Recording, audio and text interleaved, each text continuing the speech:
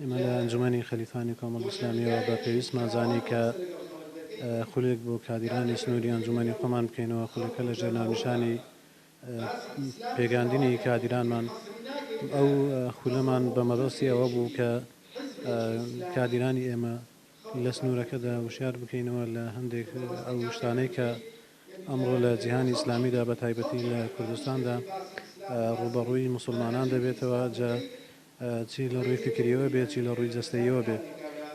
ئێمە بۆیە بە پێویستمان زانی کە خولێشی لەو جۆرە بکەینەوە بۆ کادرانمان. لەو خولەشدا هەریەکە لە بەڕێزان مامۆستا ئیسماعیل ڕەسوول بەرپرسی مەڵبەندی سێهەولێر و بەڕێز مامۆستا مەڕوان گەڵاڵیمان بانگهێشت کرد بوو.